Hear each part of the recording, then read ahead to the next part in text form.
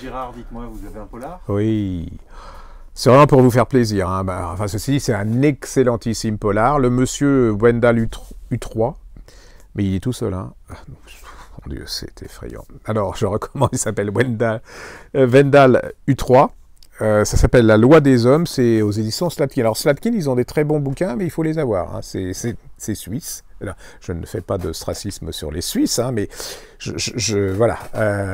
Donc c'est suisse. C'est l'époque victorienne, et vous allez passer d'une disparition à la découverte de ces choses absolument... C'est un magnifique polar, hein, ça, vous êtes complètement dedans, vous lâchez pas, les personnages, choses incroyables, ils sont très très très bien décrits, mais c'est surtout que ça va vous faire plonger dans ce que la société victorienne avait de pire, c'est-à-dire...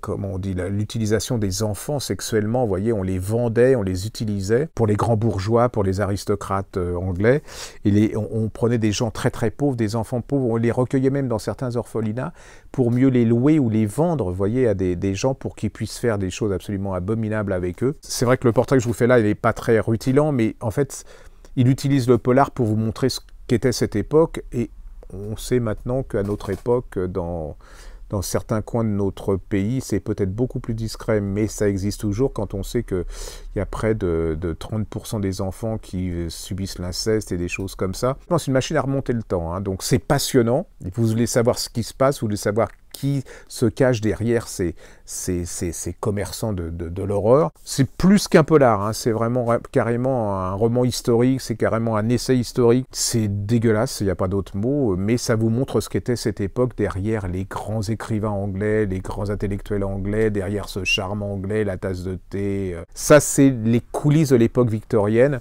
et qui ne sont pas sans rappel de notre époque, la nature humaine étant telle que je pense que voilà. Ça s'appelle La Loi des Hommes, c'est de Wendell U3, c'est chez Slatkin et compagnie, c'est vraiment un coup de poing dans la figure et dans l'estomac et dans le cœur, et c'est pour moi un des indispensables parce que c'est un talent immense et qui nous parle de choses très très grave, et il essaye de faire passer son message à travers cette époque-là. Allez-y, c'est chez Slatkin.